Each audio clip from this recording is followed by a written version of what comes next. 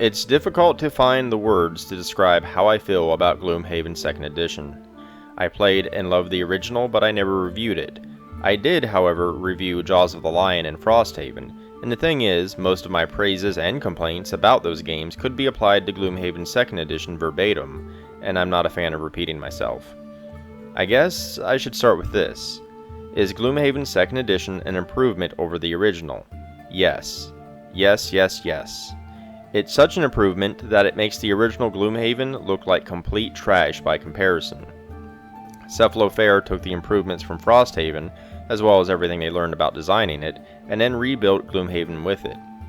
Furthermore, if you've played the original Gloomhaven like I have, the changes to 2nd Edition are so extensive that it really feels like you're playing a new, if slightly familiar, Haven game altogether. Most missions have been rebalanced or redesigned altogether, the characters have been overhauled, and the campaign system has been redone. I'm not sure there's anything left of the original that hasn't been touched on in some way. Simply calling it a 2nd Edition doesn't do it justice, it's practically a new game altogether. As usual, when I review the Haven games, I won't spoil any of the classes beyond the starting 6, and I'll try to keep most other spoilers at a minimum. That said, there may be a couple of other smaller spoilers in the review. To say that Gloomhaven comes with a lot of components is akin to saying that water is wet or the sky is blue. The box is big, the box is heavy, and the box is packed full of game. For the most part, everything is high quality, the map tiles are sturdy, and the artwork is great. A good portion of the artwork is also new compared to the original. You get a ton of map tiles, 3 hefty books, and an incredible amount of cards and tokens. The miniatures representing all the various classes, both locked and unlocked, are new. While they do look great, I do have to point out that the miniatures in the original Gloomhaven are a good deal more detailed, which is a little unfortunate. Following in Frosthaven's footsteps, if a class has access to summons, they now have their own standees, and I love that. Some monsters feature new artwork as well, and there's one brand new monster. Their decks are different from the original Gloomhaven, but largely match any of the ones that had crossover with Frosthaven, with a tweak here and there. Gloomhaven makes a solid attempt at trying to help you organize the game, but to be honest, you're going to have to put in some extra legwork in finding an organization system that works for you. That extra effort pays off in spades. Now that I have a system down, setting up Gloomhaven, or even its larger cousin Frosthaven, is no more difficult or time-consuming than setting up any other mid to heavyweight board game. That said, there is a lot of legacy bloat taking up an unneeded amount of space. I'll touch on the legacy elements later, but there are a lot of components that could be condensed down. I know this because I print off just a couple of fan-made sheets that replace the whole thing, kit and caboodle. The only stickers I use are for enhancements, and even then I put those on sleeves, not the cards, so they're reusable. The stickers and giant map they go on are not needed, and neither are the overly massive scenario flowcharts. Gloomhaven is not a cheap game, and it's a shame that because elections have consequences that it's even more expensive than the original. A lot of this legacy bloat could have been whittled down, and possibly made the game a tad bit cheaper, or at least take up less space. However, I can't deny that you get an insane amount of gameplay and stuff for the price, steep as it may be. The Haven games are some of the greatest games I've played, and Gloomhaven 2nd Edition is no different. The combat is still deep and tactical, the card-based system is excellent, and the game features an awesome progression system for both characters and the campaign itself. However, I want to jump into some specifics regarding Gloomhaven 2nd Edition. Firstly, across the board, the rule set has been refined to match Frosthaven. In addition to making the rules more coherent and balanced, it also greatly expands the compatibility between the two. Next, the characters in Gloomhaven 2nd Edition have been reworked. To be blunt, the original Gloomhaven has broken characters on both sides of the spectrum. It had characters that were very underpowered and ones that broke the game so badly that missions became trivial. Gloomhaven 2nd Edition addresses all of this, bringing most characters to a similar power level with different strengths and weaknesses, at least for the ones I've played. I haven't played all of them yet, but I'm mighty impressed with the ones my partner and I have played so far. All the characters also feature masteries like in Frosthaven, and I love that.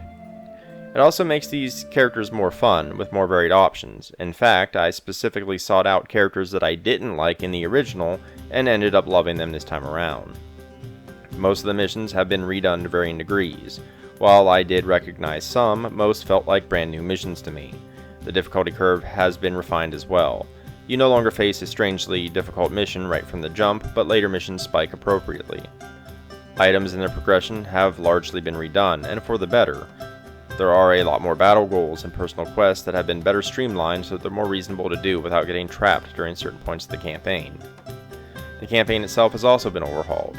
I don't personally care about the storyline itself, but I do care about the general sense of how it flows. For example, I don't care for reading flowery text and dialogue, but the gist of what I'm doing matters to me, so the new reputation system sings with me quite well. There are 3 factions in Gloomhaven 2nd Edition: the Shields, the Sect, and the Merchants Guild. Missions you complete and decisions you make in events affect your reputation with these factions. This matters for a few reasons. First of all, it affects the direction of the campaign, locking out some missions while opening others. This gives an already replayable game even more replay value and adds some weight to your decisions. Your reputation with these factions also affects some of the items you can buy. Some items are only available to you if your reputation with a given faction is high enough. The reputation system doesn't make the storyline any more coherent, but it does give a solid and visible campaign structure to follow and make weighty decisions about, and I like that a lot. After all, board games are all about making meaningful decisions in the first place. Next, there is a new unlockable way to increase the difficulty, and I was absolutely beaming when I discovered it, because, well, I'd already homebrewed something exceptionally close to it in the original Gloomhaven and Frosthaven. Anyway, I won't spoil it, but it's an excellent way of increasing the difficulty without increasing the scenario level, and it works great. Finally, we have the puzzle book, and I still hate the puzzle book. When I sit down to play Gloomhaven, I'm looking for some excellent dungeon crawling and decision making, not deciphering a cryptic puzzle. I will say, however, the puzzle book is better than past iterations, and it's not linked to finishing the campaign. It is, however, linked to something pretty important. Gloomhaven 2nd Edition is more Haven, which is great on its own, but as a remake or a remaster, it really does improve on the original in massive ways to the extent that it feels like a pretty fresh game to me, and that is very impressive. The Haven games work really well for my situation. I live with my gaming partner, and that means when a game works well at a player count of 2, we can play as much as we want.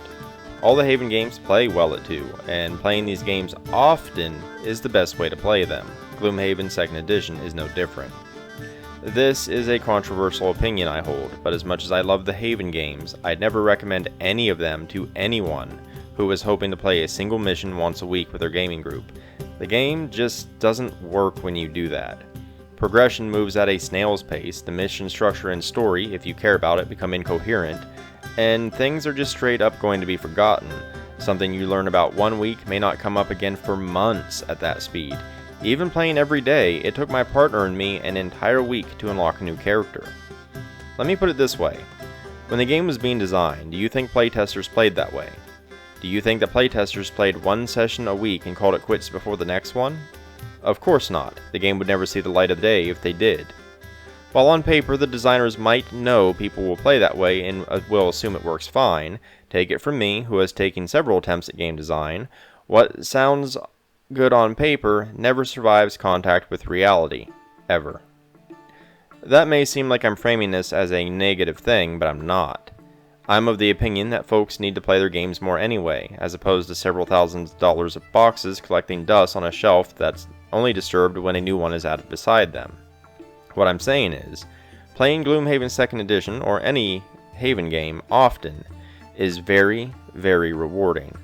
If I tried to play any of my favorite games multiple times a day every day, I'd grow fatigued, but the Haven games only get better the more you play them. The more you explore, the more you discover, the more you progress, and the more your own skill and understanding grow, the better the game gets. I don't mean just a single campaign either. I guarantee once I've taken Gloomhaven to completion, I'll be ready to start again. The same missions with different character combinations or builds will still feel fresh. The excellent design of the Monsters Initiative decks will see to that. While I'd say most games deserve to be played frequently, the Haven games, including Gloomhaven 2nd Edition, simply play better when played frequently. The depth that they hold can only be peeled back through repeated plays, and that works really well for me. I explore them like I do video games. I don't put them down after a single session and forget about them for weeks or potentially even months. I wade into that sandbox and play. I know that concept is incredibly inconvenient for some, maybe even downright impossible for others. But let me tell you, if you can do it, that hefty price tag melts away because it's the best dollar-to-hour entertainment ratio that you will ever see. I've never been in favor of the legacy elements in the Haven games, and with Gloomhaven 2nd Edition, I'm still not. To be clear, I'm in favor of the campaign and progression. It's the permanent marring that the game does to itself to try and make itself a one-and-done experience that I hate.